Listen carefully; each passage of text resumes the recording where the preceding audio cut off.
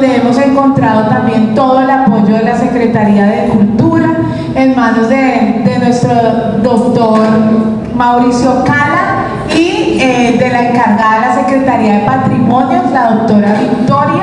Y tenemos un anfitrión que es el indicado para que nos hable de patrimonios tangibles y es el doctor Andrés Francel, que me siento muy feliz de que lo hayamos conquistado para que nos acompañe en este proceso. Este proyecto Guardianes del Patrimonio Tangible de Ibagué nace de una idea que tuvo el profesor Jairo Alcízar Mosquera, docente de la Institución Educativa Normal Superior. Nos llena de orgullo poder contar con un colectivo, con una comunidad tan entregada de la Oficina de Patrimonio que lidera la arquitecta Victoria Casabianca, y para eso han encontrado al mejor de todos, al arquitecto, al doctor Francel, que me alegra muchísimo que esté con nosotros una vez más. Muy buenas noches, muchísimas gracias por la invitación y por supuesto por su presencia. Gracias a la Secretaría de Cultura y de todo el trabajo que hacen ustedes como líderes comunales y como representantes precisamente de los intereses culturales de nuestra ciudad. Me alegra mucho ser parte de este proyecto de los guardianes de nuestro patrimonio, y el propósito es que vamos a hacer un tallercito que consta de dos partes. Una parte inicial que es de sensibilización, de conocimiento sobre el patrimonio que tenemos en Ibagué en general. Sabemos que en 2 horas pues no vamos a poder abordar todo el patrimonio que tenemos, pero sí al menos empezar a hacer un reconocimiento de algunas características esenciales. Y el miércoles vamos a hacer un tallercito en el cual vamos a armar un modelito 3D de los que cortamos en cartón, donde vamos a tener para nuestro recuerdo cómo era la catedral en 1895, antes de que se creara la fachada como está en la actualidad, cuando tenía una cúpula cónica, y nos llevamos así un recuerdo pues de algo que ya no existe, pero que siempre existirá en nuestros corazones y queda muy cerca de este espacio. Vamos a comenzar con esta imagen porque nos habla precisamente de muchos elementos que aún tenemos, que ya hemos perdido, pero que siempre debemos estar a disposición de fortalecer y conservar. Esta es la esquina de la carrera tercera con calle 11. En este edificio es donde está actualmente el Banco de la República, pero en esta foto era el Colegio Nacional de San Simón, que antes de ser Colegio Nacional de San Simón fue el Convento de Santo Domingo. Lamentablemente perdimos el convento y perdimos el Colegio Nacional de San Simón, porque hay una dinámica que solemos realizar y es pensar que hay que remodelar eso porque ya está viejo y hay que organizar nuevas cosas para ponernos al tono con las nuevas ideas estéticas, y lamentablemente lo que hacemos es perder lo que había allí. Cuando se creó el Colegio Nacional de San Simón, que es muy bello, se le asigna a un arquitecto que se llama Leopoldo Villa y se remodeló a principios del siglo XX. Claro, el edificio fue hermosísimo, pero sirvió de orgullo hasta más o menos 1954, cuando el Banco de la República compra ese lote y dice: hay que demoler ese edificio porque hay que hacer algo mucho más moderno, mucho más bello. Pero cuando se construyó el Colegio Nacional de San Simón también hubo una óptica perversa, y es que cuando llega el modelo de administración de la República, pues se dice: no queremos más educación religiosa, ahora la educación para el progreso tiene que ser basada en la ingeniería. Entonces, ¿qué hay que hacer con los colegios religiosos? Acabar con eso. Entonces se expulsa realmente a los religiosos que estaban administrando los colegios y se pretende una nueva administración por parte del Estado, que fue medianamente un fracaso hasta que por fin lograron retomar un modelo o un sistema que funcionara. Creo que falta quitarle acá el protector de pantalla. Bueno, ahí lo vamos haciendo. Bien, y evidentemente perdimos el Colegio Nacional de San Simón y este edificio, que es el complejo residencial López de Galarza, que es donde queda en la actualidad el Banco de la República. Si seguimos bajando y ampliásemos, aquí vemos el Teatro Torres, el Teatro Tolima, y al fondo el edificio Raat. Algo sobre lo que no se ha trabajado mucho y en lo que han avanzado algunos poco, y tiene que ver con la inmigración que hubo en Ibagué. Somos más conscientes de la inmigración que hubo en Barranquilla, en Honda o en Bogotá, pero evidentemente muchos de ellos llegaron a nuestra ciudad para generar transformaciones. Y hubo una colonia siria y libanesa muy fuerte que se estableció en nuestra ciudad. Uno, los Raad, que fueron encargados de construir este hotel, pero que también hicieron parte con los La Serna y otras familias de introducir el cultivo del arroz en la gran terraza del Tolima. Nosotros consideramos que el arroz es una cuestión de identidad ciudad antiquísima, casi desde el origen de nuestra sociedad, pero realmente es a partir de los años 40 cuando empieza a crecer todo este proceso molinero y extensivo del arroz en el Tolima. Y gran parte de ello estuvo precisamente relacionada con ese proceso inmigratorio que marcó nuestra ciudad. Entonces, esto es como para que tengamos una foto de un momento específico en el que hubiéramos podido conservar algunas características de ese momento de ciudad y elegir otro espacio para hacer los nuevos edificios. No pasaba absolutamente nada. Estas tablitas, por ejemplo, que tenemos acá, son las tablas que están cerrando la recién demolida Gobernación del Tolima de 1954. La de 1930 era muy linda, ya lo vamos a ver. La actual también es muy linda, pero lamentablemente perdimos esa que existía anteriormente. Esto es un poco parte, digamos, del contexto del desarrollo de nuestra historia construida. Gran parte, por ejemplo, de lo que sucedió en el Tolima tiene que ver con esa guerra bipartidista, ¿no? Con el mismo origen de los ejércitos pues armados al margen de la ley en nuestro territorio. Yo no había ido a Planada sino hace como unos 2 o 3 años y pues evidentemente uno se da cuenta por qué surgen ese tipo de movimientos en esos lugares a los que es casi imposible que llegue el Estado. Eso genera, por supuesto, un ambiente. El Estado es el enemigo, en que el mismo patrimonio es el enemigo, lo que hay que hacer es refundar nuevamente la sociedad y lamentablemente en esas tensiones que tenemos en medio de la política siempre sale afectado el patrimonio. Ustedes se habrán dado cuenta que en las, no sé, últimas 200 gobernaciones y 200 alcaldías, los nuevos alcaldes de las nuevas gobernaciones tratan de ir en contra de lo que han hecho las anteriores y finalmente lo que sufren son los edificios que servían, digamos, de procesos de identidad. Entonces, eso lo hizo el gobierno liberal, tumben esa vaina porque ahora vamos a hacer uno mejor, que es el del gobierno conservador. Todavía no hemos logrado liberarnos de ese tipo de actuaciones. Obviamente todos soñamos con que algún día sea así y podamos tener una continuidad que nos permita ir un poco más allá de esas fronteras políticas, más ahora que se acercan elecciones, bueno, todo el asunto. Esto hace parte de la carrera tercera subiendo por la 19 y hay algo importante dentro de estos fenómenos que tiene que ver con la política, que es el bogotazo. El bogotazo solemos estudiarlo desde Bogotá, pues donde se incendia todo, hay una destrucción y hay una renovación y se asigna esa renovación de nueva arquitectura en el centro de Bogotá como producto de del bogotazo. Sin embargo, por ejemplo, aquí en Ibagué, Camilo Pérez Salamanca, que es uno de quizás nuestro cronista más famoso, él hablaba del ibaguetazo, porque claro, evidentemente se narraba en los periódicos que suben por toda la carrera tercera y van buscando los comercios de los liberales y los van destruyendo. Y del mismo modo llegan hasta el Panóptico, sacan al director del Panóptico, allí lo matan, abren las puertas de la prisión y liberan a los presos liberales. Uno dice, uy, pero qué vaina tan terrible.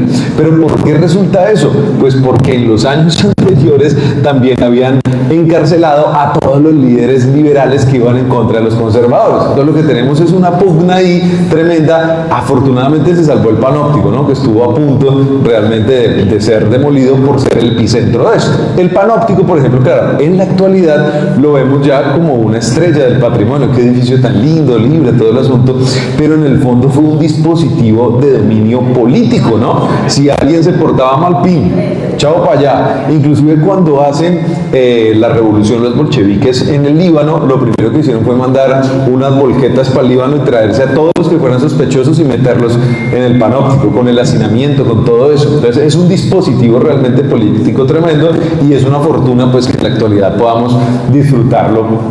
¿Cómo lo vemos? Bueno, venga a ver esta. Bueno, quería mostrarles un poquito acá, no sé por qué se está poniendo así.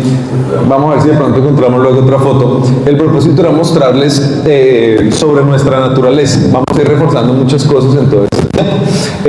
Claro, cuando hablamos de nuestros amanes, a mí me parece maravilloso que un grupo de personas haya salido precisamente a proteger los amanes, ¿cierto? Decir, pero ¿por qué están cortando los amanes? Claro, también hubo una vida involucrada allí por la falta de mantenimiento de los árboles, pero ver que una sociedad se apropia de su naturaleza es un logro enorme, porque claro, hablamos del patrimonio generalmente sobre las construcciones construcciones o esculturas, pero los árboles, la naturaleza es lo esencial. Cuando, por ejemplo, estamos en agosto y septiembre, cada vez nos volvemos todos más fanáticos de tomar las florecitas a los socobos, subirlos a las redes sociales y sentirnos felices del entorno en el que vivimos. Es un fenómeno que sucede todos los años, pero cada vez nos hace más felices. Y del mismo modo como sucede con los socobos, con los guayandayes, con los amanes, pues deberíamos tener un conocimiento cada vez más amplio de nuestra flora. Por ejemplo, con los cascos de buey. Los cámbulos ya casi no se siembran, pero son los que encontramos en el parque deportivo, que tienen una florecita como de color salmón. Y así hay una cantidad de árboles muy bellos en nuestra ciudad que es muy importante que protejamos, porque ellos también están reunidos con las fuentes hídricas. El Centenario era una fuente hídrica que era la quebrada del Lavadero, es decir, se denominaba así en tiempos coloniales por su modelo de utilidad. Entonces podemos imaginar que aquí salían las lavanderas por la 10, llegaban allí a lo que es actualmente el Parque Centenario y ahí empezaban a golpear la ropa contra las piedras. Posteriormente eso se volvió un espacio más bien como abandonado, inseguro,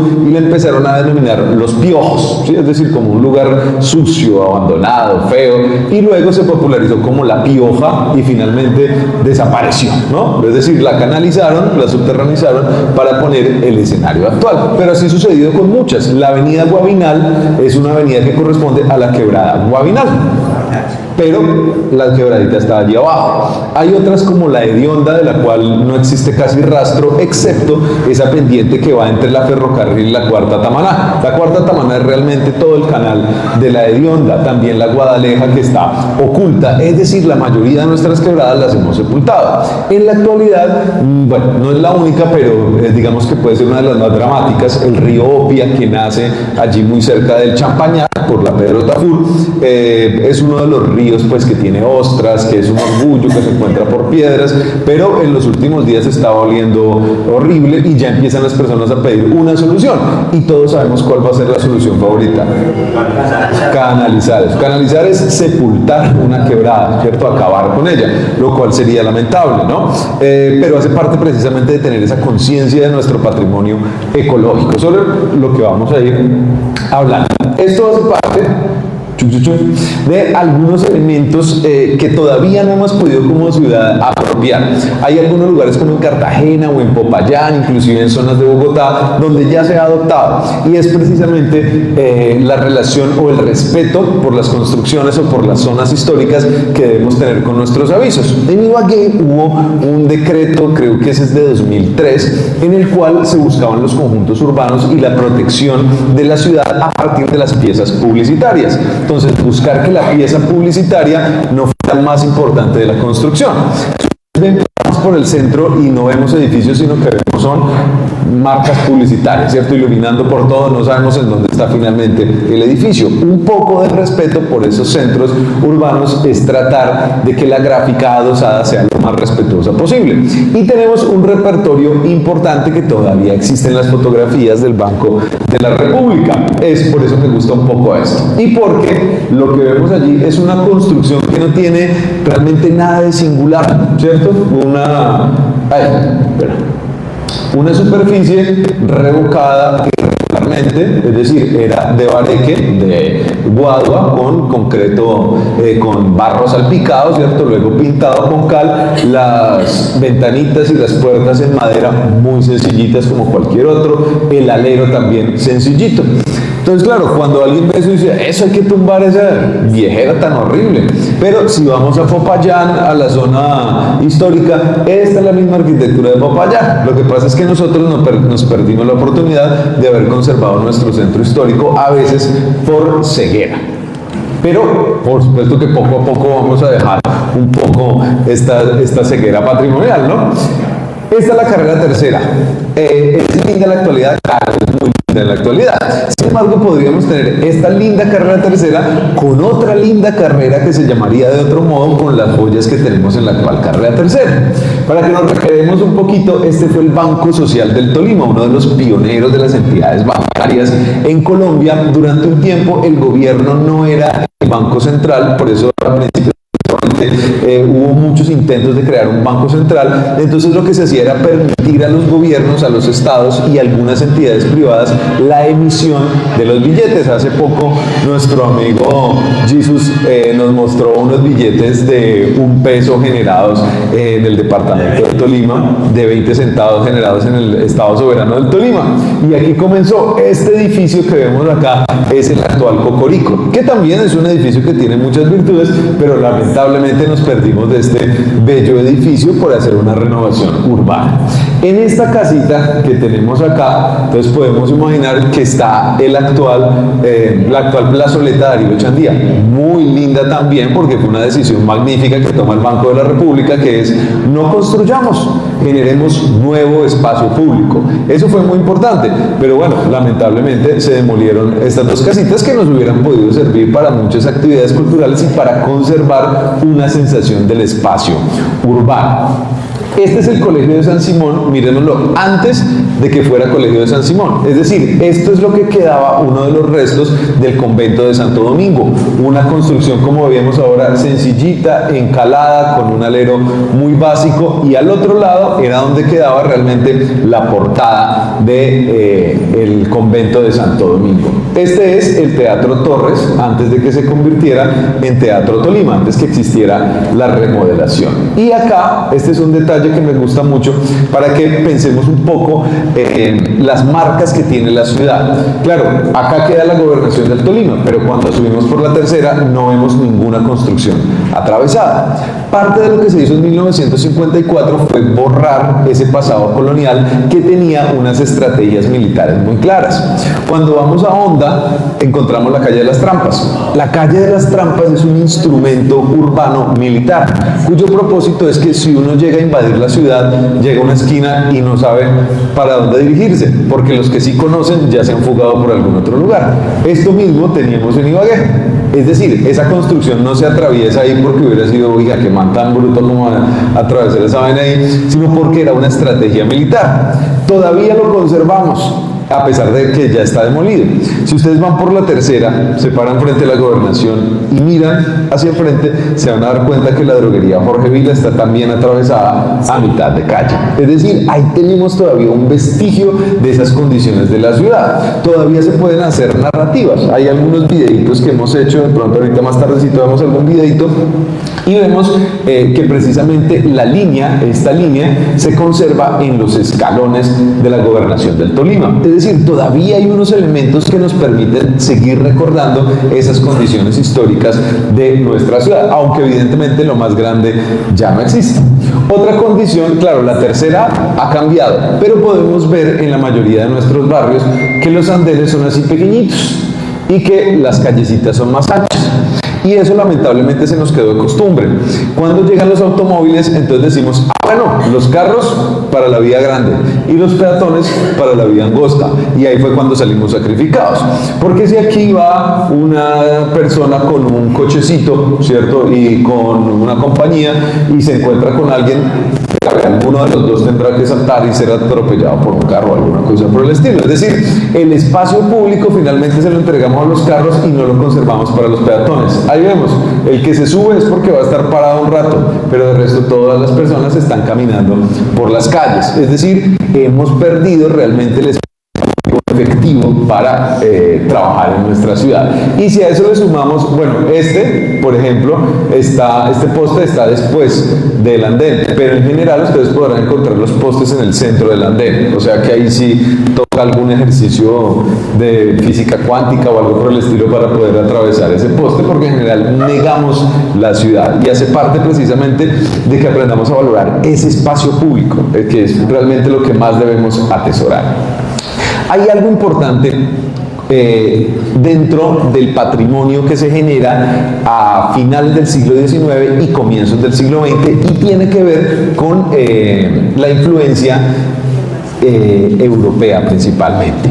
Para aquella época, claro, Europa estaba entrando en unos procesos de conflicto bastante fuertes a comienzos del siglo XX, entonces los países de América necesitaban ser poblados. Entonces ellos empezaron a enviar cartas a los gobiernos europeos y ofrecían pues obviamente un mundo de ensueño, así como el sueño americano en la actualidad. Claro que ahorita ya están sacando a muchos inmigrantes, pero las invitaciones eran: venga a nuestro país, que acá usted puede hacerse millonario, le vamos a dar tierras, puede desarrollar su industria, en fin. Y en las discusiones del Congreso, los senadores decían que había que seleccionar a personas que fueran europeas, preferiblemente del sur de Europa, porque si se blanqueaba el país, esto se iba a desarrollar. Y se preferían del sur de Europa porque eran personas que eran cristianas o católicas, entonces iba a ser más fácil que entraran en interacción con las personas. Eso hizo, pues por supuesto, que en Nueva York, en Buenos Aires, en Florianápolis, que son como los principales centros inmigratorios de América, pues haya unas colonias de italianos enormes que eran de los países como preferidos para irse al resto del mundo. Ibagué, pues por supuesto que no fue ajena a este tipo de dinámicas. A veces no lo reconocemos mucho, pero cuando empezamos a hablar de construcciones vamos a encontrarnos a tipos como por ejemplo Giovanni Buscaglione, un tipo que diseñó muchísimas iglesias en Colombia, incluyendo la iglesia del Carmen, pero también vamos a encontrar italianos en la composición, por ejemplo, de nuestro himno nacional. ¿Se acuerdan de Oreste Sindice, cierto? Pietro Cantini. Bueno, vamos a encontrar muchísimas personas, muchísimos arquitectos y músicos que son italianos, que transformaron nuestra identidad a comienzos del siglo XX. Esto era para nosotros uno de los vehículos de la industrialización. Lamentablemente en muchos lugares se quebraron y se dieron cuenta que no eran más que expectativas que no estaban unidas a un verdadero modelo industrial. Esta es una de las imágenes que también nos permite ver que hasta, este es de 1989, o sea, hace nada, hasta 1989 todavía se conservaban algunas características que hubieran podido darnos de un centro histórico bastante importante. Lamentablemente no tuvimos la visión en aquel momento para conservarlo. Este edificio que tenemos acá es el edificio de la Cámara de Comercio, que queda en la 10, entre cuarta, esta sería la cuarta, y allá la tercera. Un caserón muy lindo donde funcionó la Escuela de Artes de la Universidad del Tolima.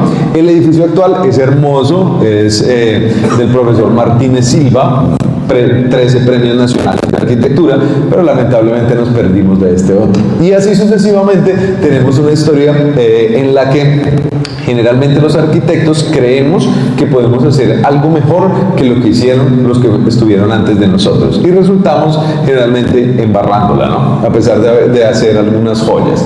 Y aquí vemos la relación importante de la aguja de la catedral con el paisaje urbano. Hay algo fundamental dentro de esa construcción de paisaje y es que las iglesias son los íconos que nos permiten ubicarnos en el espacio. Obviamente es un fenómeno de cristianización, pero cuando uno está, por ejemplo, por la 17-18, todavía puede ver las agujas de San Roque y también las de Carmen, exactamente. Y allí se da uno cuenta el sentido de relación espacial. Inmediatamente construimos un edificio de 4 o 5 pisos, pues desaparecen los íconos que están allí. Y es parte de lo que sucede cuando hacemos esas intervenciones, que algunas joyas quedan realmente ocultas de sus propósitos esenciales. Aquí lo vemos un poco. Gracias a esto, por ejemplo, a estas fotografías, hubo varios fotógrafos pues, muy importantes y unas donaciones, por ejemplo, como la de Armando Polanco.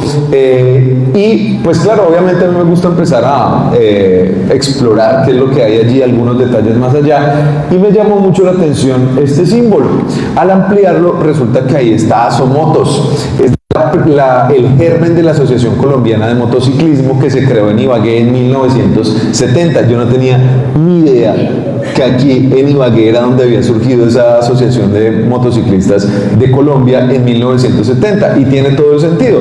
Era para los 9º Juegos Nacionales. Estaba pensando qué podíamos hacer en Ibagué para que esto creciera mucho más. La gente se reúne y dice vamos a hacer esa asociación. Entonces gracias a esos testimonios podemos decir que ahí donde queda el centro de fotocopiado surgió por ejemplo la Asociación de Motociclismo de Colombia y también encuentra unos afiches de lo que se estaba presentando en aquel momento en los cines. Nuevamente, ahí empezamos con nuestro amigo Giovanni Buscaglione. Giovanni Buscaglione, italiano, formado en Esmirna, en Alejandría, viene a Colombia. Es la Cancillería la que empieza a ir a Italia y a decirle, por favor, necesitamos que vengan. Nosotros necesitamos desarrollo industrial, vengan, por favor. Entonces, los tipos empiezan como a dilatar un poco la cosa porque tenían mucho trabajo, pero en medio de la insistencia dicen, listo, bueno, vamos para allá. Y vienen para Colombia.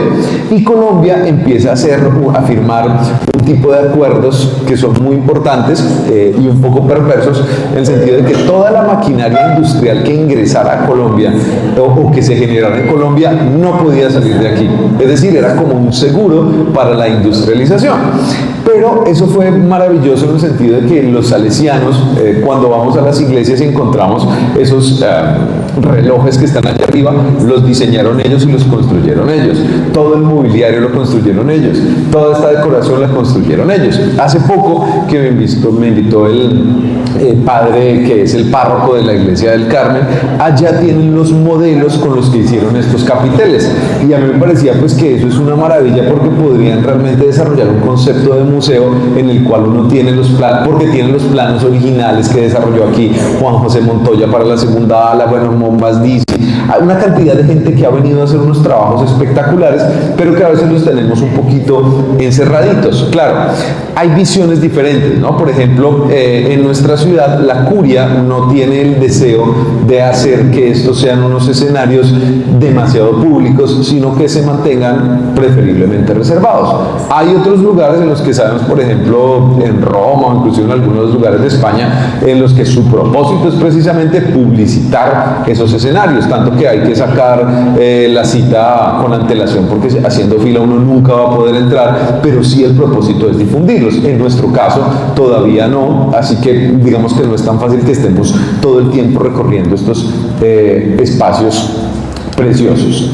Acá vemos bueno, algunos elementos que me gustan mucho también, que siempre podemos rescatar en la arquitectura, son los monogramas. Mono quiere decir uno y grama, una escritura. Entonces, esta, por ejemplo, es uno de los monogramas que encontramos más a menudo en las construcciones y tiene que ver con la iglesia mariana. Hubo un momento que, por ejemplo, se expulsaron a los jesuitas, que los dominicos producían como un tipo de celos entre otras comunidades. Entonces, finalmente, las comunidades religiosas empiezan a retornar a partir del modelo de la iglesia mariana. Esa iglesia mariana pues permitía como reducir las sospechas que había alrededor, y ese monograma es muy bello y lo vamos a ir encontrando en muchos lugares. Entonces siempre que lo veamos allí está la iglesia mariana. Entonces los salesianos, los franciscanos, la mayoría de las órdenes religiosas llegan como parte de la iglesia mariana. Esa iglesia mariana es la que los protege para evitar que vayan a tener unos conflictos con la sociedad. Bueno, estos detalles también son hermosos porque en nuestro caso hace poco empezamos nuevamente a hacer esculturas en el espacio público, pero duramos varias décadas realmente sin que existieran muchas esculturas en el espacio público. Estos señores, los salesianos en este caso, se traían unas personas que eran unos duros desde Europa y hacían unos talleres de formación acá, lo que ahora les denominamos los workshops. Entonces, workshop con Giovanni Buscaglione en el campo de San Jorge. Entonces llegaban todos los pelados allí, aprendían una técnica de escultura y al final de ese workshop entregaban una escultura a un edificio o una baranda o cosas por el estilo. Esas son cosas que vale la pena retomar. Yo soy muy optimista en el sentido que veo que en los años recientes hemos intervenido cada vez más el patrimonio, hay planes de murales, unos estímulos que permiten como incorporar algunas lecturas de video dentro de los escenarios del centro histórico principalmente. Entonces veo que poco a poco va creciendo esa dinámica que estuvo realmente durante mucho tiempo muy apagada y que nos ha conducido pues a obviamente a unas pérdidas lamentables, como pasa con la casa de Jorge Isaac, ¿cierto?, de Álvaro Mutis, que entra en unos procesos legales bastante complejos, pero siempre hay algo que se puede hacer para vincular a la población y seguir interviniendo en nuestro patrimonio para entender que no es algo que es viejo del pasado, sino que es un vínculo con nosotros. Ese plan de murales de la Pola, por ejemplo, es un plan muy lindo porque es vincularnos con nuestra actualidad. Y aquí tenemos evidentemente a nuestra rockstar del patrimonio de comienzos del siglo XX, diseñada por Giovanni Buscaglione. Esta es una obra que inicialmente tuvo una sola torre y fue diseñada por Ernesto Vespignani desde Buenos Aires. Entonces Ernesto Vespignani allá dibujó los planos, los envió por barco y llegaron a Ibagué en mula, y aquí esos señores tuvieron que construir esa vaina. Parece sencillo, pero si nos devolvemos 100 años, más de 100, ya vamos para 120 años en que inicia la construcción, es una locura cómo lograron estos señores tener un sistema mundial en el cual a donde quiera que llegaban formaban personas y lograban construir este tipo de edificaciones. Es absolutamente loco, además porque no había tecnología, ¿no? Esto tuvieron que hacerlo al lomo de mula, armar los andamios para que subieran todas esas obras. Realmente es fantástico, y allí pues precisamente fue donde se empezaron a formar los primeros arquitectos, escultores y pintores del Tolima, porque la Escuela de Artes y Oficios era la que los certificaba precisamente con ello. Allí surge el diseño en todas sus manifestaciones, y hay elementos para sentirnos orgullosos realmente, y es pensar eso hace 120 años, cómo hicieron estos locos para subir cada uno de los gallones, es decir, de las partes de esa cúpula, para ponerlas allá arriba. Todavía no he encontrado noticias terribles en la prensa de aquella época sobre algún accidente que hayan sufrido, lo que quiere decir que tienen unas excelentes prácticas de construcción en aquel momento. Y pues ellos mismos construyeron sus moldes, ¿no? Cuando vamos, por ejemplo, a Buga, en donde también existe pues una iglesia muy famosa de peregrinación en Semana Santa, es hermosa obviamente, pero la cúpula no es tan loca como la que diseñó Buscaglione, ¿no? Es decir, el tipo logró hacer una cosa que nos sorprende a todos. Y a mí me gusta mucho esta iglesia porque cuando yo estaba estudiando arquitectura preguntaba a esa iglesia qué, y me decían, no, eso es un pastiche. Pastiche es una mezcla de cosas, ¿no? Ahí como, qué fea esa vaina, ¿no? Eso es lo que denominamos en la actualidad el eclecticismo historicista. Es decir, que vinculamos varias corrientes estéticas en un mismo espacio. Y hay unos elementos preciosos que tiene esta iglesia, y es que en general no vamos a encontrar figuras humanas allí. Resulta que esta iglesia pertenece a una ortodoxia de pensamiento, y por eso la decoración que vamos a tener en las puertas es vegetal por todas partes. Figuras humanas, las figuras humanas se involucran posteriormente, y por eso a esos elementos, a esa decoración le decimos arabescos, porque en Arabia, digamos que es donde surge parte de esta corriente que deriva en el Islam y que en el cristianismo se denominaron los iconoclastas, es decir, los que acababan con las representaciones visuales, porque si veían una escultura iban y le cortaban la cabeza, porque ningún humano podía representar a otros humanos. El único que podía crear humanos era el Dios cristiano. Entonces ahí se creó pues obviamente una dicotomía tremenda, y esta iglesia es una representación de ello. Pero también hay otros elementos muy bellos, como por ejemplo este rosetón. Ese rosetón tiene forma de concha. Me dice, caramba, concha de la iglesia. Y es que el cristianismo tuvo la astucia de incorporar muchos de los símbolos de las sociedades paganas a su repertorio simbólico. El símbolo de la concha, ¿de quién era? No sabemos. ¿De qué diosa de la antigüedad? De Venus o Afrodita. Y uno dice, pero ¿cómo así que Afrodita es metida en esa vaina? Pero tiene mucho sentido, porque Afrodita realmente surge como una diosa virgen, ¿cierto? Y al final es una diosa del amor.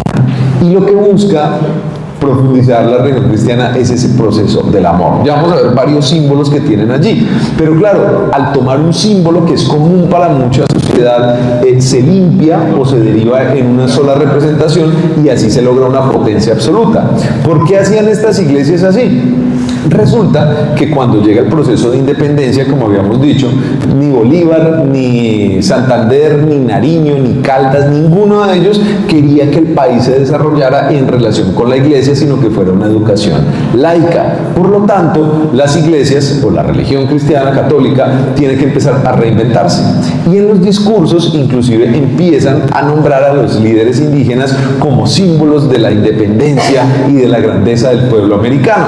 Y entonces entonces las iglesias dejan de tener la apariencia colonial y se reinventan con una nueva apariencia, que por supuesto representa el poder de Dios en la tierra. Y por eso son tan impresionantes. Las iglesias son esa muestra de cómo las personas pueden unirse para lograr preciosas obras en este espacio.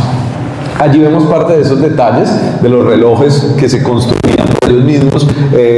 Tenían, digamos, los diseñadores especialistas que iban de ciudad en ciudad enseñando a muchos nuevos personajes cómo crearlos y cómo mantenerlos. Entonces, por ejemplo, venía Giovanni Buscaglione, enseñaba a los de Ibagué se iban a enseñarle a los del Guamo, a los de Venadillo, a Alvarado, exactamente, y allí se iban generando nuevas comunidades que iban generando nuevo desarrollo industrial. Las talabarterías, las tipografías, todo ese desarrollo industrial original de comienzos del siglo XX, si lo vemos, está alrededor de la iglesia del Carmen, porque los estudiantes salesianos se graduaban y por supuesto buscaban una proximidad con su casa de estudios, y a partir de allí fue donde se generó ese modelo industrial de comienzos del siglo XX en Ibagué. Y como si no fuera suficiente con poner esa cúpula tan hermosa allá arriba, también tenían que poner algunas de estas ánforas allá arriba, es decir, eso era con todo el lujo de detalles, no escatimaron en ningún proceso.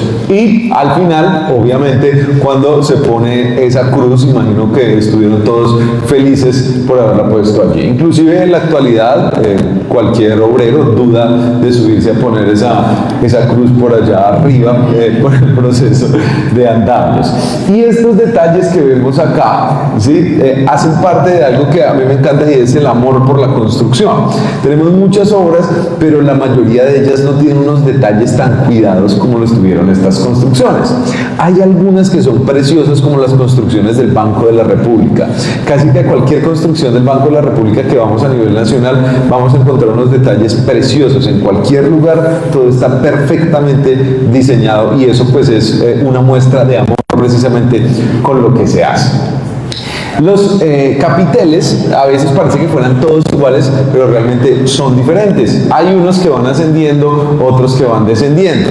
Y esto ya hace parte de otro canon, es decir, ya no tiene que ver con los estilos tradicionales que utilizaron en Grecia, que era dórico, jónico y corintio. El dórico, digamos, limpiecito, el jónico que tenía un par de...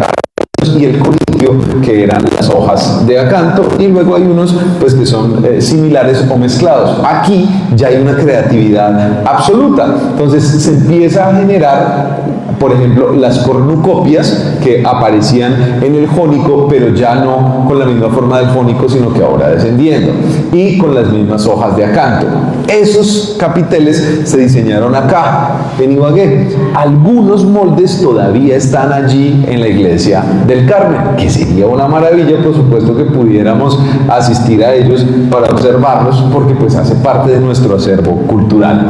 Algo en lo que todavía no hemos avanzado perfectamente, pero en lo que sí vamos avanzando, que hay que enfatizar, es en la posibilidad de entender cómo eran las iglesias y las construcciones originalmente. Para ello hay una técnica que son las calas estratigráficas, es decir, se empieza a romper un poquito la pared para ver cuáles han sido las capas de pintura que hay allí, y con eso podemos saber, originalmente esta construcción tuvo este color allí, este color allí, este color allí. Eso es importante porque en general, cuando alguien llega a administrar una construcción, dice, uy no, por ese rosado tan feo, mejor pongámosle un morado, ¿cierto? O pongámosle un azul rey. ¿Por qué motivo? Porque le gusta más, ¿cierto? Pero si sabemos los colores originales, pues procuraremos que así sea, conservarlo, ¿cierto? Y hay otro modo, también con esas escalas estratigráficas, que son más profundas. A veces vemos que hay una pared que está, digamos, regular, y de un momento a otro tiene un saltico. Probablemente allí había una puerta, había una ventana, en algún momento se tapó. Entonces, parte de esas exploraciones buscan ser muy meticulosas y muy cuidadosas para reconocer cómo fue la construcción en varios momentos de ellos. Hace poco vieron ustedes que pintaron la gobernación del Tolima de blanco y de gris. Claro, los arquitectos, yo me río mucho de eso, porque nosotros vemos varios semestres de teoría del color y al final hacemos los edificios blancos y grises, es decir, perdimos toda la teoría del color. Pero tiene que ver precisamente con que cuando el movimiento moderno, en cabeza de Le Corbusier, va y visita las ruinas de Atenas, de la Acrópolis, empieza a encontrar que todas esas construcciones están blancas. Entonces dicen, entra en un proceso de reflexión muy profundo y dice, caramba, lo que tenemos es que buscar algo puro, así blanco como hicieron los griegos. ¿Por qué nosotros poniéndole color a todas esas vainas?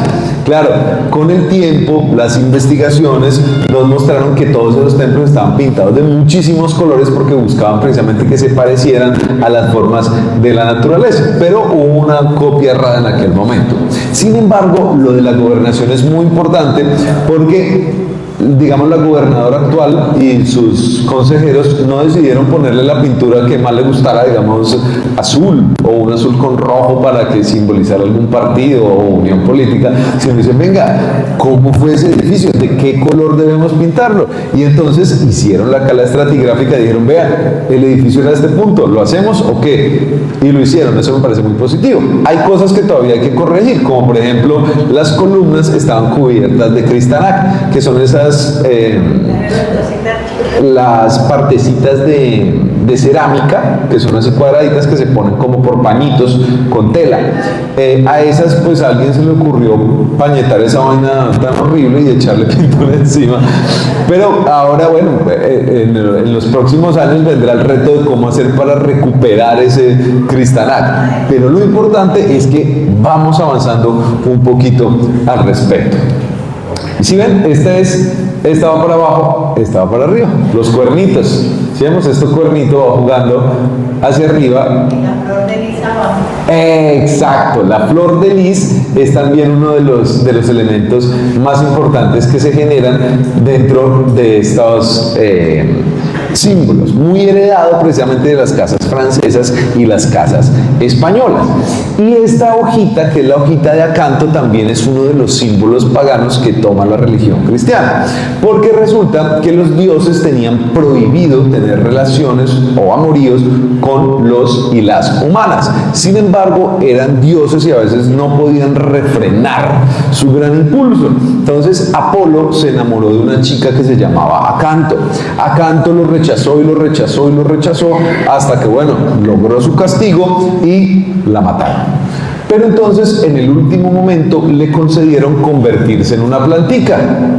Ella se convierte en una plantica y la nana, la mujer que la cuidaba, se va a visitar la tumba, a limpiarla, y siempre crecía una mata y crecía una mata y crecía una mata y nada que acababa con esa mata. Entonces le empezó a poner piedras y piedras y entonces la plantica empezó a surgir entre las piedras y adquirió esa forma curva que tiene allí. De modo que esa planta es la planta del renacimiento espiritual. Claro, Acanto es una mujer que se niega a tener relaciones con ese Dios, se muere virgen, es castigada por ello. Claro, evidentemente es como un ícono, como Santa Catalina o como cualquiera de las santas del cristianismo, por lo que el Acanto se vuelve un símbolo muy potente del renacimiento espiritual y es adoptado precisamente por los cristianos. Entonces, cuando vemos esas hojitas, evidentemente estamos viendo Acanto que renuncia a todo amor mundano simplemente por conseguir ese renacimiento espiritual. Por eso es un símbolo tan potente. Y las cornucopias, hay dos versiones. Una cornucopia tiene que ver con que Zeus, cuando estaba pequeñito, Cronos se comía a todos sus hijitos. Entonces a él lo esconde Gea, la madre tierra, en una caverna y toma una roca, la envuelve en un pañuelito y cuando desciende Cronos se la da, él se la come y dice listo. ¿Por qué se comía a sus hijitos? Porque había una profecía que decía que uno de sus hijos lo iba a destronar, entonces se lo comía. Finalmente el niño crece y mientras está creciendo el niño Zeus en esa caverna le brindan a una cabrita que se llamaba la cabrita de Amaltea y entonces él obtenía todo su alimento de la cabrita de Amaltea. Un día jugando con la cabrita, ¡pah!, le rompió uno de los cuernitos, porque claro, era un niño, pero pues era Zeus, el dios de los dioses. Entonces, pues él le dio mucho pesar con la cabrita y tomó el cuerno y se lo pegó a la cabrita así, con super bonder mágico que había en aquel momento en Grecia, y entonces le concedió a la cabrita que cualquier persona que se la encontrara, que la tuviera, nunca iba a padecer de hambre. Y por eso vemos en el glorioso escudo de la República de Colombia que hay dos cuernitos, ¿cierto? Y como son los cuernos de la bondad, abundancia, para nosotros la abundancia es tener plata y comida. Entonces de uno sale comida y del otro sale plata y listo. Entonces esas cornucopias precisamente son un símbolo de abundancia, ¿cierto? De alimento eterno. Por supuesto que en las iglesias el alimento eterno es un alimento espiritual, la confianza en la doctrina cristiana, pero por eso son esos símbolos tan fuertes, ¿no? En todos los lugares había que generar esos símbolos. Ya hablamos, por supuesto, de la concha que tenemos allí, que es un mosaico pues muy bello, un rosetón muy bello, que es como lo denominamos a esas formas que tenemos en las fachadas. Y aquí un poco del interior, ¿cierto? Hay unos juegos del espacio que son muy bonitos, con los que disfrutamos muchos los arquitectos, y tiene que ver cómo se apoyan unas cúpulas en otras, ¿cierto? Cuando entramos a este espacio, pues lo que vemos es mucha luz y una altura enorme, ¿cierto? En la que hace que precisamente nos sobrecojamos, porque los espacios están diseñados para que nosotros sepamos que somos pues pequeños seres humanos, pero hay cosas en el mundo mucho más grandes que son precisamente la doctrina cristiana. Y para ello los arquitectos utilizan unas técnicas en las que las cúpulas se apoyan en otras cúpulas para generar unos espacios mucho más amplios, y eso evidentemente impresiona. La catedral más famosa es la de Santa Sofía, que utiliza esa técnica de cúpulas apoyadas sobre otras cúpulas, y también mientras más luz haya, como vemos acá, y obras de arte, pues menos superficie de concreto vamos a ver, por lo que parece que todo estuviera flotando. Es decir, es un recurso mágico que inevitablemente cuando uno entra siente que se transporta a otro espacio que no puede encontrar en otro lugar. Ese es el mágico efecto de la luz y de la arquitectura. Ahí lo vemos, ¿no? O sea, uno llega y eso es sobrecogedor, ya nos elevamos, somos mejores personas, y ese tipo de diseños pues evidentemente tenemos que conservarlos. Siempre en el piso vamos a tener muchos símbolos. El Firro, que es la X con la P, que quiere decir Cristos, ¿no? Las dos primeras letras de Cristos en griego, que es el Salvador. Pero también muchos símbolos están allí, como la cruz bautismal. Encontramos muchísimas, la tau, dependiendo de la que estemos hablando. Aquí vemos un poquito más de esa composición de las cornucopias, ¿cierto? Las antorchas, las flores de lis y las hojitas de acanto. Esto es cuando les hablaba de los arabescos. Si ven que no tenemos allí figuras humanas representadas, sino que tenemos plantas dibujadas por todas partes, generadas por supuesto en forja metálica, porque el propósito era no representar a ningún humano en ese espacio. Ay, ¿qué pasó? Pero si ahí aparecía. Bueno, veamos las composiciones. Más composiciones. Es que quería mostrarles acá el escudito. ¿Alcanza a salir? Bueno, sí, el escudo de los salesianos, que hace parte precisamente de esa iconografía ligada a las construcciones, que pues me parece siempre importante, porque si bien la composición en general es muy bella y es muy fuerte, cuando conocemos cada uno de los detalles, nuestra narrativa es mucho mayor, y aprendemos, por supuesto, a apreciar cada uno de esos detalles como un elemento integral de la concepción misma de la obra. ¿Por qué está esta escritura notarial allí? Resulta que como los salesianos fueron la escuela del diseño esencial, ellos produjeron la mayoría de las páginas de diseño de Ibagué, de la alcaldía, de la gobernación, de las entidades públicas en sus talleres salesianos. Y cuando vemos las hojitas que hay alrededor, pues hace parte de ese diseño. ¿Por qué lo hacían? Resulta que el nombre de artes y oficios, que vemos en la mayoría de escuelas salesianos, proviene de una escuela que hubo en Inglaterra que se llamó Arts and Crafts, es decir, arte y artesanía o artes y oficios. Y eso fue una revolución impresionante. Nosotros ahora lo vemos solo como de la iglesia, pero resulta que estos señores hacían unas discusiones acerca de cuál era el papel del obrero en la sociedad, que el arte tenía que ser útil para todas las personas y no una cuestión elitista. Y los mejores lugares para representar eso eran las iglesias, porque eran los de acceso público, y lo mismo en los claustros o colegios que estaban enseguida. Y eso pues obviamente es un concepto absolutamente diferente al que puede uno tener acerca de cómo se configuraban las iglesias. Y además de hacer ladrillos y de estucar y de pañetar y de pintar y de hacer todo lo de construcción y hacer esculturas, los tipos generaban todos los diseños para poner estas hojitas de parra alrededor de las hojas de diseño gráfico. Y también generaban estas tipografías que estaban allí. Claro, como ellos tenían una red mundial de conexión, entonces traían los libros, importaban algunos materiales y empezaban a soñar con otras. Estas letras, entonces podemos imaginar en esos mismos talleres salesianos cómo se empezaban a cincelar y a diseñar para poder generar toda esta cantidad de obras. Esta es la de 1920. El padre José Marmo fue el principal de la Orden Salesiana en 1920 y él fue el que compró los primeros lotes en el barrio Belén. Los salesianos tuvieron una obra poderosísima en Ibagué y se encargaron, por ejemplo, de urbanizar Interlaken, la iglesia el Colegio del Oficial hace parte precisamente de la labor de ellos, lo mismo que María Inmaculada, Belén, es decir, toda la parte norte de la ciudad, noroccidental de la ciudad, tuvo un proceso de urbanización que generaron los salesianos, es decir, sabían moverse en varios espectros dentro de la ciudad. Aquí vemos, simplemente lo que me gusta es que veamos toda esa cantidad de tipografías que fueron diseñadas acá, ¿no? Que a veces no tomamos en cuenta ese tipo de desarrollos, porque pues bueno, en general vemos esto simplemente para hacer unas compraventas, pero no como parte de la historia estética de nuestras regiones. Ahí las vemos. Y por supuesto que tenemos otro de nuestros espacios más amados, que es el claustro de San Jorge, que se creó como una hacienda y que es muy amada por todos y muy valorada, porque esto fue realmente un centro científico, un centro experimental precioso, sin parangón. Donde aprendían mucho los alumnos. Exactamente.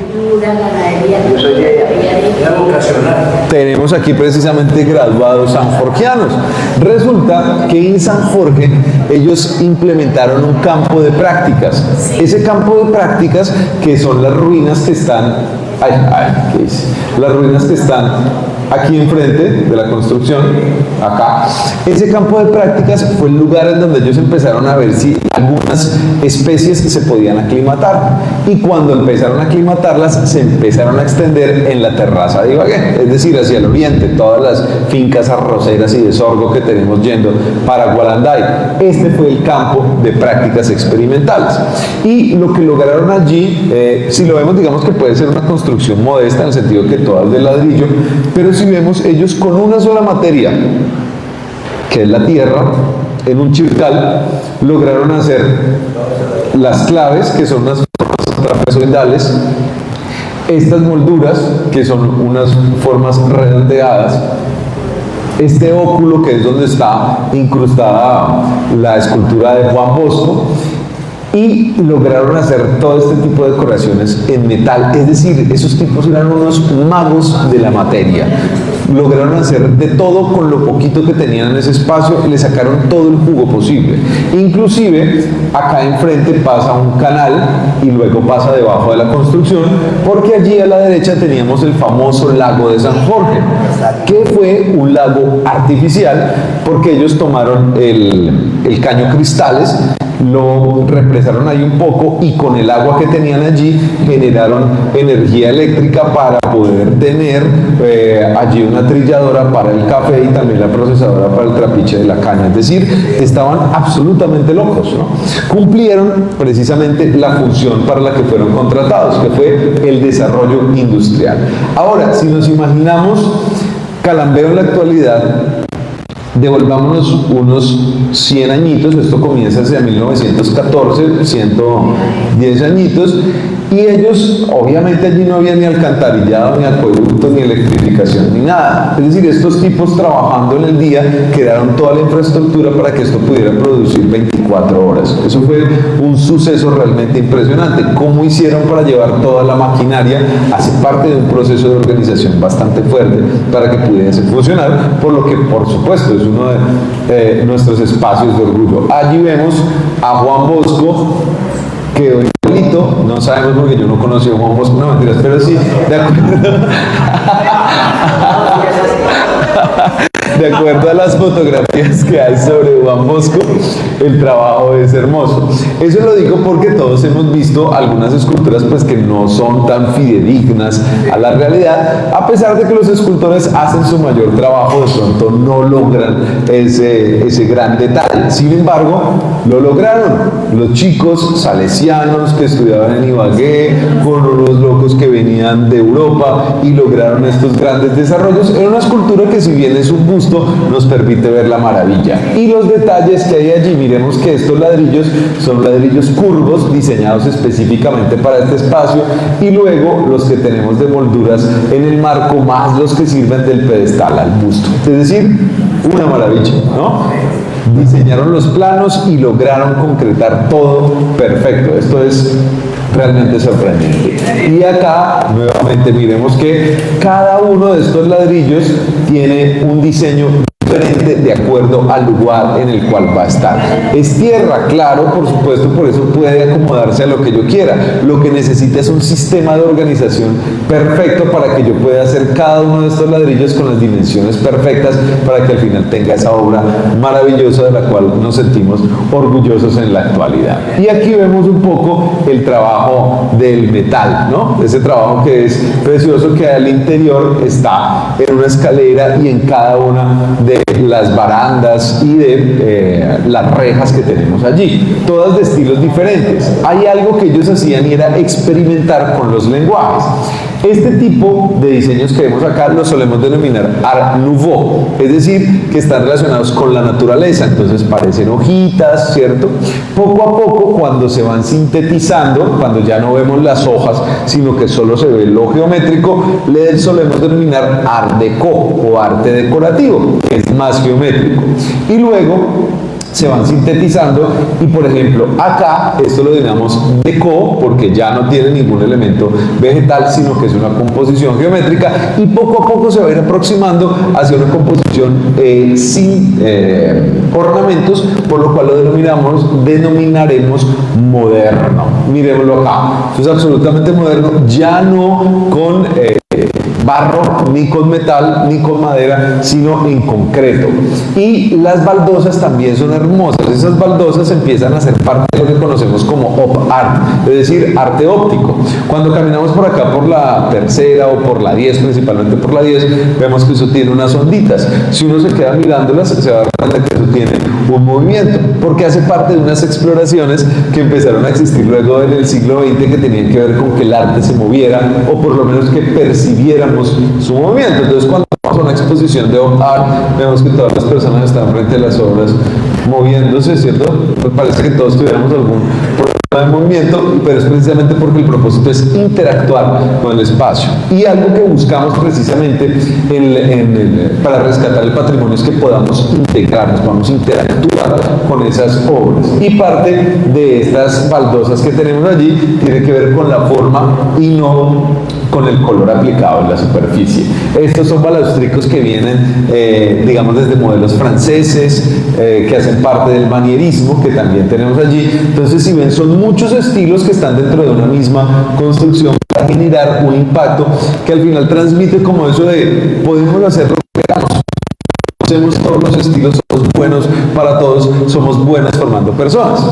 Una vez dentro de las caminatas que hacemos con mis estudiantes, salimos pues a caminar la ciudad para que mis niños no se me queden dormidos, porque clase a las 6 de la mañana, pues obviamente por mejores estudiantes que sean, en algún momento van a colapsar. Pero entonces, cuando vamos caminando, hay muchas personas que se van uniendo. Una vez se nos unió un señor que era graduado del Colegio Salesiano. Oiga, qué bueno, usted sí sabe que esa construcción de la cual usted está hablando tan lindo, yo la diseñé, y era precisamente el conjunto de casas que están ahí en la herradura de la Pola. Es decir, hasta hace poco la influencia de los graduados salesianos fue enorme en la transformación de nuestra ciudad. Nosotros no teníamos todavía ni Universidad del Tolima, porque arquitectura surge en el 2009 en la Universidad del Tolima. En la Universidad de Ibagué surge alrededor de 1998. Es decir, de allí para atrás era la Escuela Salesiana de Artes y Oficios la que brindaba el conocimiento. Y esas casas son muy lindas, ahí donde funciona la Armada, ¿Sí, la hermana Naval es que se llama? Ese conjunto precisamente. Me parece muy lindo esa influencia de la escuela salesiana en nuestro entorno. Más, estas por ejemplo son unas formas que son típicas de la arquitectura bizantino, es decir, ellos tenían una formación universal que buscaban precisamente que todos esos iconos estuvieran en los lugares a donde fueran. Entonces, en Ibagué podemos decir que hemos visto arte bizantino en el piso precisamente de San Jorge. Hace parte, digamos, de esas maravillas que nos permiten pasear por diversos lugares del mundo a partir de nuestro patrimonio. Por supuesto que San Jorge, siempre que tenemos que hablar de ella, es de 1935 esta iglesia no alcanzamos a verle desde cerca las cúpulas, pero cuando nos alejamos sí la vemos perfecta, porque evidentemente están diseñadas para tener un impacto general sobre el resto de la sociedad. Y hay algo que a mí me encanta y es la narrativa que tienen en sus puertas. Por ejemplo, esta cruz es una cruz potenzada, que son 4 taus. Una tau es cada una de estas T que tenemos acá. Y uno dice, pero ¿para qué esa vaina tan rara, cierto? Pues resulta que cada una de las comunidades religiosas tiene un concepto diferente acerca de diversos momentos de la doctrina cristiana. Entonces, para los franciscanos, Jesús fue crucificado en una cruz con T. ¿Por qué? Si nos imaginamos que alguien está siendo colgado, entonces va a haber unas personas que están por encima del travesaño que lo están jalando. Si hubiera vertical, pues les incomodaría para jalarlo. Entonces, para ellos, esta T fue la cruz en la que crucificaron a Jesús y por eso aparece allí. Y una reunión de 4 es la potenzada. Alrededor de esta está la bautismal. Y en el centro vamos a tener el escudo donde se encuentran las manos de Jesús y Francisco con los estigmas. Y por supuesto estas lanzas que hacen parte de ese sufrimiento humano. Allí lo vemos. Pero en las puertas, me estoy durmiendo, aquí estoy haciendo. Ya. Pero en las puertas laterales vamos a tener otros símbolos. Este es el corazón de Jesús, que lo vemos allí enardecido, y arriba el monograma JHS, Jesús Hominem Salvatore, Jesús Salvador de los hombres. Pero en la otra puerta vamos a ver un corazón que está atravesado por una aguja delicada. Sí, ya no está incinerado como el otro. Y en la parte superior encontramos este monograma que es de ¿qué? De la Iglesia Mariana. Es decir, en la puerta de la izquierda vamos a tener al corazón de María que está sufriendo. En la parte derecha, en la iglesia de la derecha, vamos a tener el corazón de Jesús. Y en el centro vamos a tener el encuentro de Francisco con Jesús. Es decir, nos está hablando de 3 formas diversas de sufrimiento, pero al ingresar por la puerta central es el momento en que encontramos para la resurrección espiritual. Es decir, la iglesia nos está contando una historia cristiana para que accedamos a un saber que está en él. Y entonces es cuando encontramos sobre la nave central figura precisamente de San Roque, que es el que le da el nombre a la iglesia.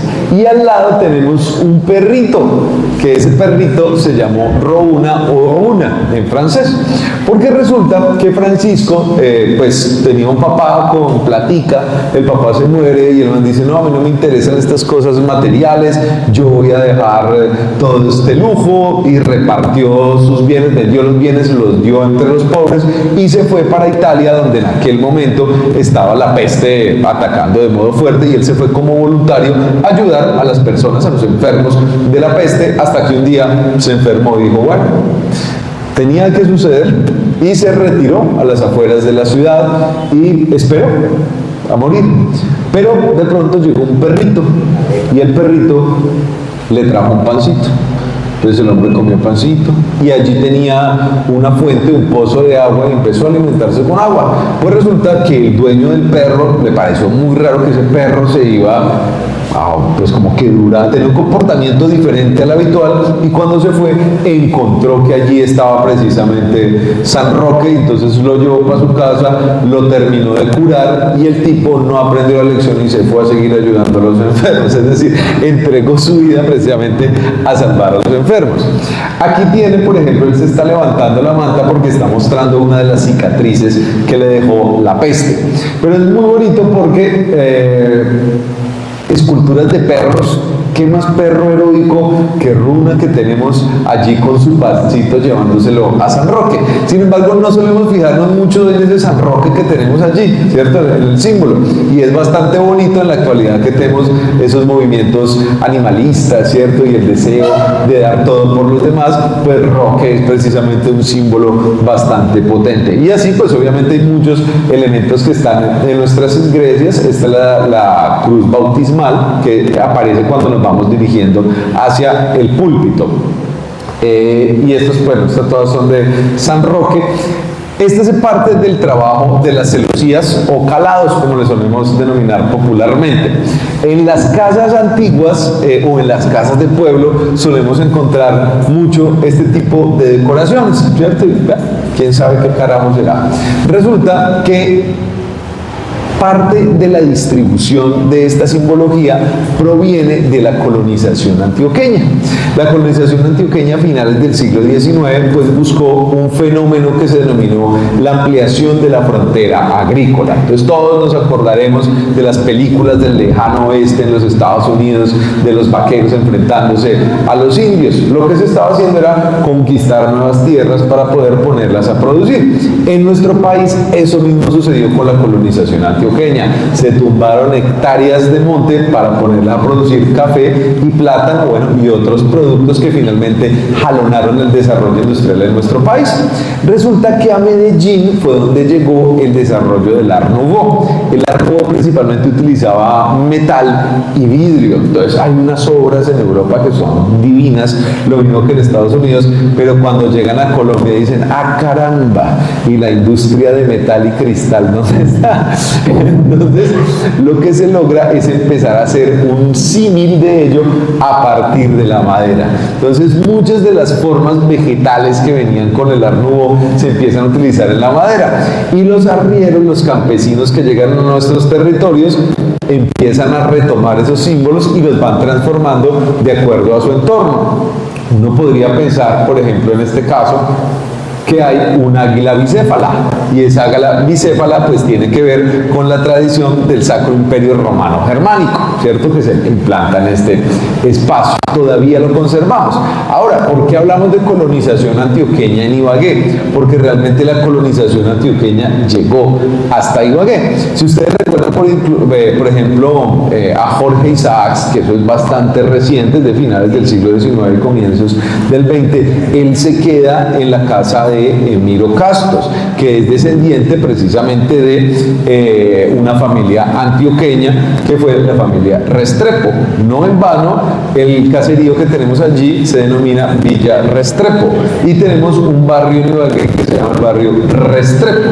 Todo ello precisamente en tierras de la familia Restrepo, que se denominó la Hacienda Tolima, que fue la hacienda más grande que tuvo nuestro territorio. Es decir, el proceso de colonización antioqueña llegó hasta este espacio. Ibagué fue un punto de encuentro entre esa colonización antioqueña y el desarrollo de la industria de tierra caliente que venía de Honda, Mariquita, con sus grandes extensiones de arroz. Es decir, tenemos allí o aquí un encuentro bastante importante de esas culturas. Más acanto, más iglesias bautismales. Bueno, esas son las cornucopias de las que estábamos hablando ahorita, que unas tiene que ver con la cabrita de Amaltea y otra tiene que ver con una tradición de que aparentemente eran los crespos que se le hacían a las mujeres griegas y por eso los habían representado, aunque esa es una tesis un poquito más espuria. Esta, por ejemplo, es una cruz griega que tiene las 4 asticas completas. Simboliza casi lo mismo. La diferencia es que cuando el asta vertical es más grande nos está hablando de la cruz latina, es decir, la que hace referencia al proceso de crucifixión. En este caso hace un poco más de referencia a puntos cardinales. Y aquí nuevamente miremos la cruz que finaliza en flores de lis. Aquí sí las tenemos claritas las flores de lis, acanto por todas partes, es decir, una fascinación por esa recreación de muchos íconos. Esta es una de las versiones de la catedral de Ibagué. Y esto me gusta para que veamos las buenas decisiones que tomamos en diversos momentos de la historia. En la actualidad, y precisamente en esta época, le tomamos fotos a nuestros arbolitos porque son hermosos, pero hace 130 años no había sino apenas estos chamicitos que empezaron a sembrar. Es decir, esto era una explanada. ¿Cuál era el propósito? Que cuando se salía a un espacio público, las personas se reunieran allí y cristianizarlas. La mayoría de las plazas son así. La plaza de Bogotá es el mejor ejemplo, ¿no? Nosotros le decimos a nivel popular un secadero de café porque tenemos una herencia agraria, ¿no? Entonces, donde hay harto y donde hay un espacio amplio y cae el sol, ahí se puede secar café. Entonces, hacia 1890 se toma la decisión de sembrar arbolitos y eso es una revolución absoluta porque ya lo más importante no es el concreto, sino empezar a sembrar unos arbolitos. Uno puede reconocerlos que estos son algunos de los socobos que existen. Hacia el fondo, hacia la derecha, estaría la famosa ceibita, que es por supuesto uno de nuestros árboles más icónicos. Y algo que siempre está asociado al espacio público, que son los toldos, las ventas ambulantes, el mercado. Con el tiempo hemos ido segregando un poco ese espacio porque no nos gustan los vendedores ambulantes, porque contaminan el espacio y todo eso, pero no hemos podido resolverlo pues porque siempre se necesita del espacio público para que muchas personas obtengan sus recursos. Entonces poco a poco nos hemos dirigido a organizar las ventas ambulantes para que ya no sean tan ambulantes, sino que tengan unos espacios fijos bien diseñaditos en el espacio público. Finalmente lo que nos quedó fue unos preciosos árboles que adornan nuestra plaza de Bolívar. Y veamos que aquí la catedral es absolutamente diferente a la catedral actual. Las dos son lindas, yo lamento es que no tengamos las dos, sino que tengamos una sepultada dentro de la otra, ¿no? Porque para 1924 vino Federico Pin, italiano por supuesto, con la misión ferrocarrilera italiana, y pues claro, el propósito del tipo era conectar Ibagué con Salento, con el ferrocarril, pero pues obvio ya estando aquí le dijeron, venga usted, ¿por qué no nos diseña esa catedral, hermano? Y de paso está, ¿y por qué no nos diseña el parque de Murillo Toro? Entonces el tipo empezó a diseñar muchas cosas, así como Dacchiardi, que diseñó también el retablo final y la capilla del seminario. Entonces, si ven, toda esta estética, que es la que vamos a hacer, dentro del próximo miércoles, vamos a armar un modelito tridimensional para que cada uno de ustedes se lleve una réplica de esta para sus casitas. La vamos a armar con cartón y con pegante. ¿Qué pasó? Pero si ven, la iglesia necesita renovarse, entonces decide olvidar todo lo que sea hispánico y va a cambiar todo su modelo. Y por eso cambia y ahora se vuelve decorado, como lo tenemos en la actualidad. Algún día también nos veremos en algún recorrido patrimonial para que podamos apreciarlo. Como vemos, ahí, en este caso entonces se transforma la iglesia. Ya no tenemos este chapitel es una pirámide que se pone en la parte superior y al fondo tenemos esta cupulita hiperboloide. En la nueva versión ya no tenemos el chapitel, sino que tenemos una cúpula con una linterna y ya no tenemos cúpula en el cuerpo. Esto porque también la cúpula generó unos problemas estructurales mayores. Entonces cuando hubo algunos temblores siempre se dañó la cúpula. Entonces la decisión final fue no dejar una cúpula en la nave. Generalmente las cúpulas se hacen en el transepto, es decir, donde se une la nave con el espacio que separa al altar, porque en ese espacio la cúpula es una estrategia escénica perfecta porque entra la luz directa sobre ese espacio. Entonces claro, si uno pasa por debajo de eso, se convierte en santo y todo el asunto, es un fenómeno de limpieza espiritual. Este reloj, que fue donado por la comunidad antioqueña, nuevamente otro de los elementos de la inmigración antioqueña que hubo en nuestro espacio de la colonización antioqueña, que está allí precioso, ¿no? Sobre ese espacio con la decoración de las hojas de acanto. Y aquí vemos un rosetón. Ese rosetón, o los rosetones, tienen también orígenes paganos. Entonces, generalmente tienen que ver con 4 puntos cardinales, y esta cruz, por eso no es una cruz latina, sino que es una cruz griega, que tiene también un sentido, y es que el Dios cristiano gobierna sobre los 4 puntos cardinales. Ahora, hay otros elementos muy bacanos sobre eso, y es la disposición que tienen algunos de esos templos. Entonces, cuando uno entra a una iglesia, generalmente las personas, o el ábside, el espacio principal donde todos nos reunimos, apunta hacia el oriente. Sí, entonces ustedes entran a la catedral, está apuntando hacia el oriente. El proceso programático de eso es que todas las personas reunidas están apuntando sus energías hacia el lugar donde nace el Dios cristiano. No se cumple en todas las iglesias, pero sí en muchas, principalmente en las catedrales. Por ejemplo, en la iglesia del Carmen, el Carmen apunta hacia el norte. Puede ser por la forma del lote, no lo sé, pero tiene otra particularidad, y es que no tiene espacio público al frente, tiene un pequeño andencito, mientras que esta sí tiene un gran espacio público al frente porque buscaba cristianizar. Estos rosetones o rosetas que solemos terminar hacia el interior son también unos ejercicios teatrales muy importantes, porque de aquí están saliendo cabecitas de ángeles, y de esas cabecitas cuelgan las lámparas. Entonces, cuando estamos adentro de la iglesia, es como si al mirar hacia arriba una parte del cielo estuviera entrando en esa construcción. Es decir, son unos dispositivos de conexión con el otro mundo, y todos estos recursos pues buscaban precisamente que quienes estuviésemos en el interior sintiéramos esa relación con el espacio. Bueno, evidentemente siempre la luz era el símbolo de la religión. Este es el diseño de Pietro Giulio da Chiardi, un arquitecto italiano. Inclusive un amigo me dijo que él estudió con una Chiardi en el colegio tolimense, es decir, parte de ellos también se quedaron en nuestro espacio. Casabianca precisamente hace parte de la inmigración italiana a nuestra ciudad, y allí vemos la escogencia de los materiales, la relación de la espiga, bueno, los cánticos de la espiga, y esta que es la corona papal. Es decir, todo está diseñado para que sea una relación absoluta simbólica con el espacio. Bueno, bien, me avisan cuando ya tenga que terminar. Y la Virgen, esta Virgen es dicen que es una copia. Realmente lo que sucede es que con Esteban Murillo, ellos empiezan a generar en el barroco unos símbolos religiosos bastante fuertes.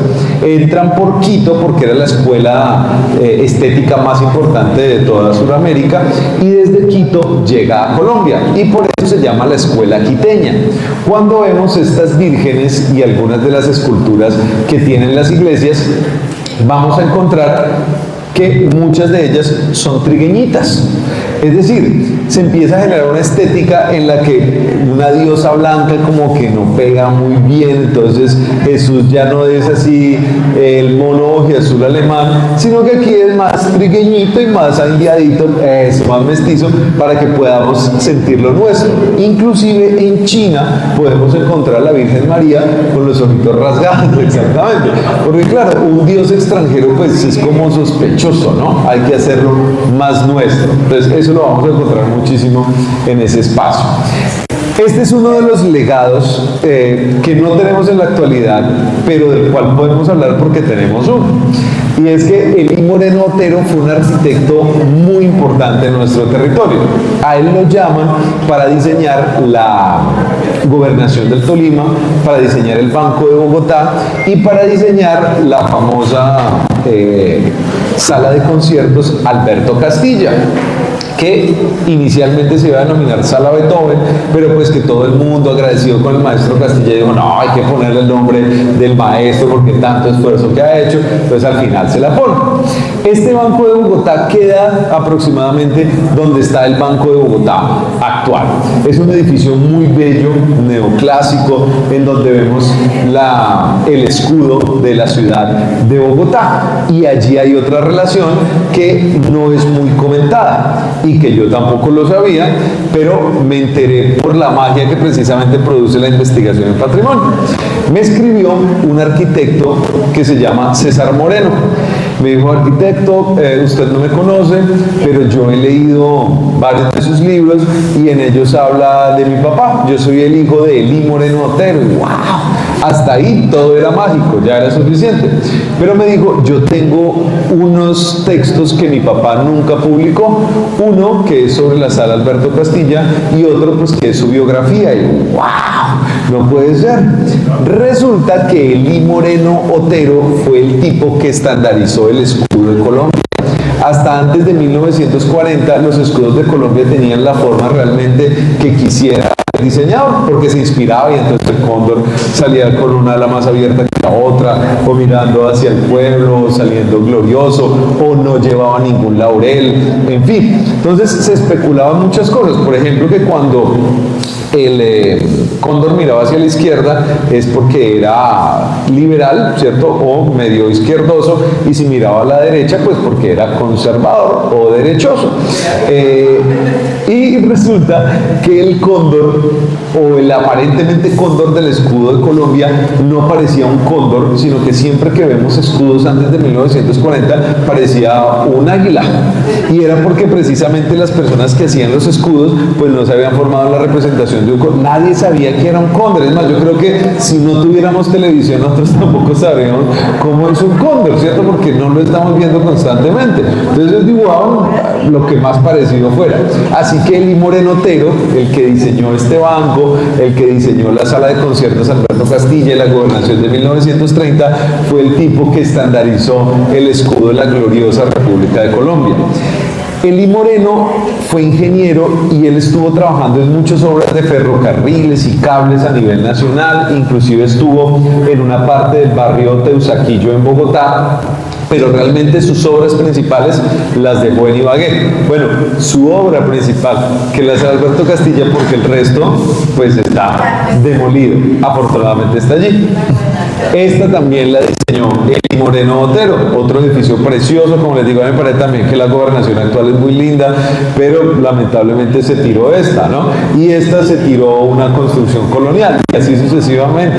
Yo creo que hubiéramos podido generar un nuevo espacio alrededor de la calle 42 o la 37, un espacio de crecimiento para generar esas nuevas instituciones y conservar el centro tradicional.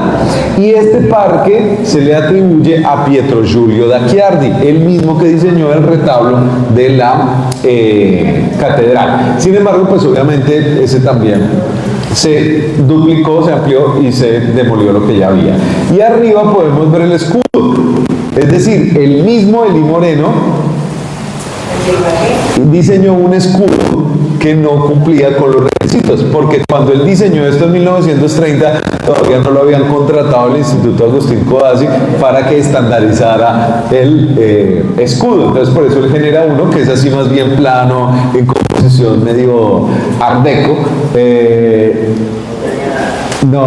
Y tenía que ver, por ejemplo, hay una pregunta, es por qué ese escudo, si era de la gobernación, tenía otra presentación diferente a esta o más similar a esta que fue la del escudo de Mariquita. Eso hubo una tensión bastante fuerte porque finalmente el escudo del Tolima proviene de un momento de sedición.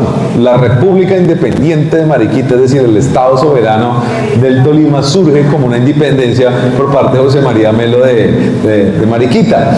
Y ese proceso es el que empieza a configurar lo que posteriormente sería el escudo, el Estado soberano del Tolima, ¿no? Que es un símbolo también por el cual Tomás Cipriano rompe con Cundinamarca y se empieza a crear el departamento del Tolima. Es decir, todo esto hace parte de un proceso de historia política que poco a poco vamos suavizando y vamos aprendiendo mejor cómo abordar. Y siempre es mejor, en la medida en que lo abordemos, es mejor para poder hacer charlas y no tanto enfrentarnos unos a otros.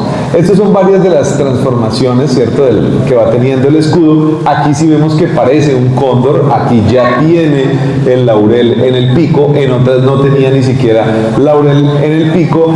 Y bueno, ese sueño siempre de Panamá que nunca podremos olvidar, con el escudo del libertario, pues el escudo frigio de la provincia de Frigia. Y aquí vemos ya la Nueva Granada, todavía tenemos la granadita, que esta figura también el escudo de Bogotá, y las dos cornucopias en las que hablábamos de comida y plata. Eso es todo lo que necesitamos para vivir. Esto no se ve muy bien, pero resulta que en el escudo, yo no sé si en algún lugar podrían estar esos monogramas. Hay uno acá y hay otro allá. Esos monogramas transmiten dos mensajes. Esto es una M que se podría parecer a la iglesia mariana, pero pues no tendría como mucha coherencia una iglesia mariana en la gobernación del Tolima, pero sí tiene que ver con una fórmula de Athanasius Kircher, que es mens agitat molem. Mens agitat molem es la mente agita la materia. Eso puede sonar bueno a nivel arquitectónico. Y el otro dice lex, es decir, lex priori, lex posteriori derogat priori. La ley nueva deroga la anterior. ¡Wow! Es decir, este edificio se crea con el propósito de hacer una transformación de la sociedad. Es un nuevo momento el que está teniendo la ciudad y por lo tanto la mente agita la materia y la nueva ley deroga la anterior. Sin embargo, bueno, se demolieron. No sé si en algún lugar puedan estar esos escudos, sería muy bello. Lo único que sí sabemos frente a estos escudos es que los de el convento de Santo Domingo, al menos la primera piedra, está incrustada en los muros del colegio de San Simón en la 37 con quinta. Allí está 1722 del convento de Santo Domingo. Es precioso. Lamentablemente nos tiramos al convento, pero guardamos una piedra en el colegio de San Simón. Y este fue el antiguo colegio de San Simón que reemplazó al convento de Santo Domingo y que ahora es el Banco de la República. Este era el convento de Santo Domingo. Entonces, cuando vemos por la tercera, lo que apreciamos es un poquito de esta esquina que poco a poco se fue transformando hasta demolerla completamente, como vemos acá. Ahí. Esto es parte, digamos, como todos los... bueno, esto es un poquito para la construcción. Parte de lo complejo de la conservación de estas estructuras tiene que ver con que ellas eran hechas con caña brava. Entonces, por ejemplo, en el claustro de San José, que está en un proceso de restauración en estos momentos, vemos que la cubierta es hecha en caña brava. La caña brava es muy buena, pero si le cae ahí llega. Es, digamos, como el drywall suele tener ese problema que le cae el agüita y chao. Y los son muy lindos. Hacia Armenia, por todo el sur, puede ver uno unas espiguitas, unas espigas grandotas. Esas espigas grandotas son la caña brava, que fue tan importante para nuestra construcción, para el bareque y para las cubiertas. Bueno, es el almacén París. Estamos en el espíritu de este espacio. Esta fue la normal femenina o la normal de institutoras. Lamentablemente también se demolió para construir este espacio, que también es muy bello, pero nos perdimos de este bello espacio. Y allí vemos el escudo. ¿Sí ven? Que el cóndor está estirando sus alas hacia enfrente. El libro decía que el escudo no debe heráldica, los que miran a la izquierda son los espurios o no reconocidos, y nosotros no éramos ningún espurio. Que hacia la derecha no era lo mejor, sino que lo mejor era hacia enfrente, porque hacia enfrente está mostrando toda su gloria. Pero indicó que al momento de generar algunas piezas impresas, no le iba a salir el rostro al animal. Entonces, por eso, en lugar de que fuera espurio, lo mejor era ponerlo a la derecha. Pero vemos antes de eso todas las construcciones que había. Y vean los motivos de los que hablábamos, heredados de todo el proceso de la colonización antioqueña que llegó a muchos de nuestros espacios. Allí lo vemos. Todas estas son también hojitas de acanto. Lo que pasa es que están hechas es muy lindo pues ver que tuvieron todo ese entorno. Todavía hay algunas en Belén que son muy bellas y hay un edificio, una sastrería en 1935, la sastrería Perdomo, que queda ahí en la 12 con tercera, donde vendían las empanaditas del Gordo. Ahí todavía hay unos detalles de celosías hermosos. Lo que pasa es que esa casa no tiene protección, ojalá no la vayan a demoler. Y ahí vean, la Escuela Normal de Institutoras. Hay algo también hermoso, creo que ya voy a ir cerrando porque ya van a ser las 8. Y es que Soledad Rengifo pues fue también una importante pedagoga, ¿no?, que se encargó de afianzar ese desarrollo de la pedagogía en nuestro territorio. Y las normales de institutoras para mí siempre han sido una de las construcciones más importantes en nuestra sociedad, porque fueron las que condujeron a que las mujeres estuvieran insertas en el campo laboral. Es decir, antes de esto las mujeres podrían aspirar a un trabajo mal pago, informal y eso, mientras que al ser educadas como profesoras tenían ahora sí unos trabajos legales, públicos, bien pagos, eran las maestras del pueblo, dignos, empleadas públicas con las prestaciones, posteriormente con derecho a votar. Es decir, las normales de institutoras son realmente el espacio de educación gestada por las mujeres. Así que bueno, como ya nos acercamos al fin, vamos a terminar en esto y continuamos el miércoles, donde vamos a armar precisamente nuestro modelito 3D para llevar a nuestra casa. Así que muchísimas gracias, los mejores deseos.